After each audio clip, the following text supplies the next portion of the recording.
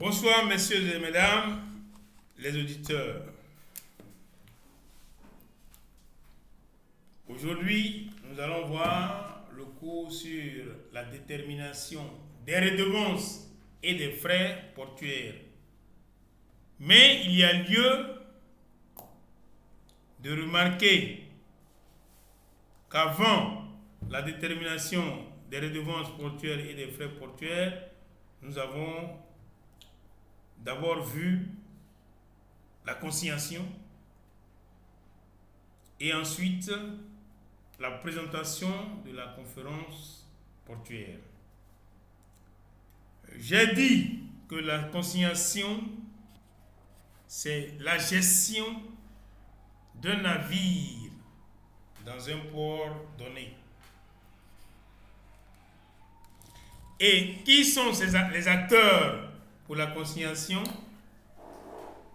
Il y a l'autorité portuaire et il y a l'armateur qui est le propriétaire du navire mais qui est représenté par son service consignation.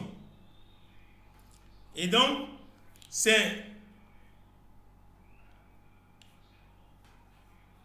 l'autorité portuaire en relation avec le consignataire qui va suivre la gestion du navire dans le port. Et donc, pour qu'il y ait suivi des opérations de gestion ou d'escale du navire dans le port, il faut au préalable qu'il y ait une conférence portuaire. La conférence portuaire va situer l'autorité portuaire et le consignataire sur le déroulement des opérations à effectuer dans le port. Et donc, ceci étant, il y aura un corollaire par rapport à la gestion de l'escale du navire qui est redevances et frais portuaires, ce qui fait l'objet de notre chapitre 3 qui parle de la détermination des redevances et des frais portuaires. Dans un premier temps, pour la détermination des redevances et des frais portuaires, il est important de savoir quel est le navire qui est rentré dans le port et quelles sont ses caractéristiques techniques. C'est-à-dire le navire, les caractéristiques techniques du navire. Donc, dans un premier temps, il y a lieu de savoir et déterminer avec précision l'assiette du navire et la vérification du tirant d'eau. Ce qui passe par la détermination du volume de ce navire-là, sinon de ce navire faisant l'objet d'escale.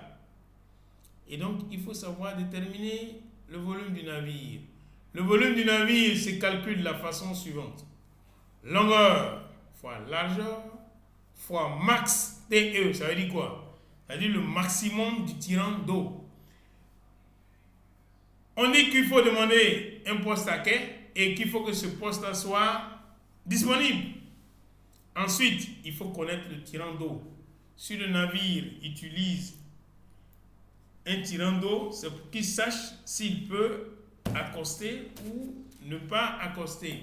Voilà pourquoi est-ce que dès que le navire accède au port, on doit connaître son tirant d'eau.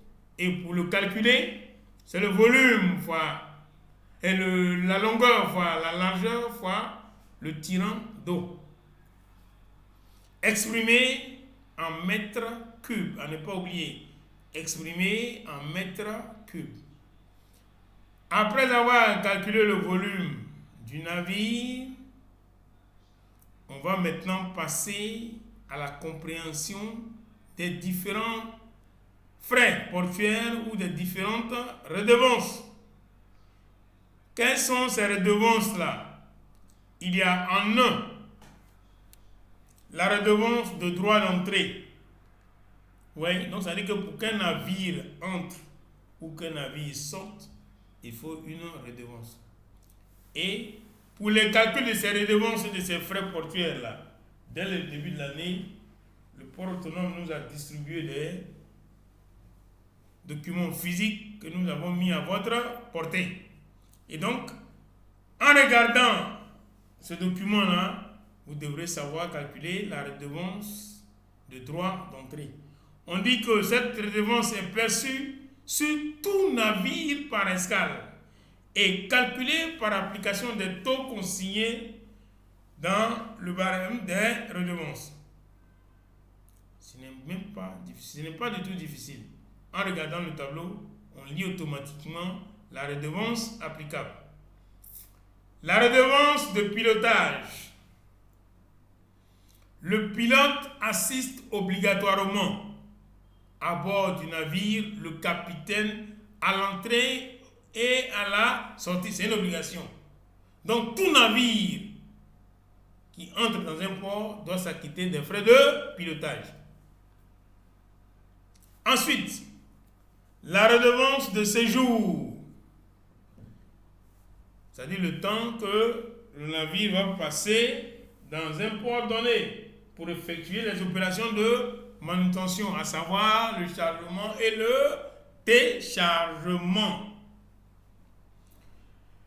Comment se calcule cette redevance-là? Elle est relative au stationnement du navire dans le port de destination. Elle est perçue par application des taux indiqués dans le barème des redevances. La redevance d'opération. Également, il y a une opération à l'import. À l'import, il s'agit d'une opération de déchargement. À l'export, il s'agit d'une opération de chargement. Et donc, pendant le chargement ou le déchargement, le navire doit pouvoir s'acquitter des frais les frais d'opération. La redevance de l'amarrage. On dit que l'amarrage comprend l'amarrage et le désamarrage. Qu'est-ce que c'est que l'amarrage? Qu'est-ce que c'est que le désamarrage? Qui constitue l'amarrage. C'est-à-dire qu'on doit pouvoir immobiliser le navire dans un port. Donc à l'entrée, on l'a immobilisé. À la sortie, on doit pouvoir le libérer pour qu'il parte. Et donc pour cela, il y a des frais qui sont à payer. La redevance de remorquage. Le navire ne connaissant pas bien les fonds marins ivoiriens ont besoin d'être remorqués. Aussi bien à l'entrée qu'à la sortie. La redevance de remorquage ainsi donc peut être calculée suivant le barème aussi bien établi. La redevance sur conteneur. On dit qu'il est perçu une redevance sur le conteneur hors transbordement et transit, en sus de celle appliquée sur les marchandises conteneurisées par application des tarifs du barème des redevances. Donc, un navire peut être conteneurisé, un navire peut être conventionnel. Le navire conteneurisé, c'est le navire qui porte des conteneurs. Donc, on appelle ce navire-là un porte-conteneur. Et puis, les navires qui n'ont pas de conteneurs sont des navires conventionnels, à ne pas oublier. Et donc, après avoir calculé tous ces frais que nous citons, nous devons aussi calculer les redevances de port sécurité, qui constituent la sécurité pour avoir effectué ou bien pour avoir assuré l'escale de manière correcte dans un port. Donc, les frais de redevance de port sécurité sont calculés par le volume du navire qu'on multiplie par un tarif bien préétabli. Et donc, ceci étant, Les apprenants doivent pouvoir maîtriser, je dis bien, maîtriser toutes ces opérations-là à travers l'utilisation du barème. C'est-à-dire, chaque opération a sa méthode de calcul. Chaque opération a sa méthode de calcul. Et comme c'est pratique, nous allons ensemble calculer les différents frais et les différentes redevances pour, je dis bien les différents frais et les différentes redevances concernant la gestion de l'escale du navire dans le port en question. Et donc, il a lieu pour les apprenants de mieux maîtriser la méthode de calcul de ces différents frais et de ces différentes redevances. Donc, je suis à votre disposition. Je me tiens toujours, comme je l'ai fait, à vos côtés. Et donc, je voudrais que vous puissiez d'abord maîtriser ces calculs-là et qu'ensemble, vous me posez, après m'avoir posé des questions, nous puissions ensemble calculer ces redevances. N'ayez pas crainte, je suis outillé dans la matière, je vais pouvoir vous amener à bon port et nous allons ensemble mieux maîtriser ces opérations-là. Et vous verrez que réellement, ce n'est pas difficile. Réellement, ce n'est pas difficile et que nous allons pouvoir y arriver. Ceci étant, je me mets à votre disposition.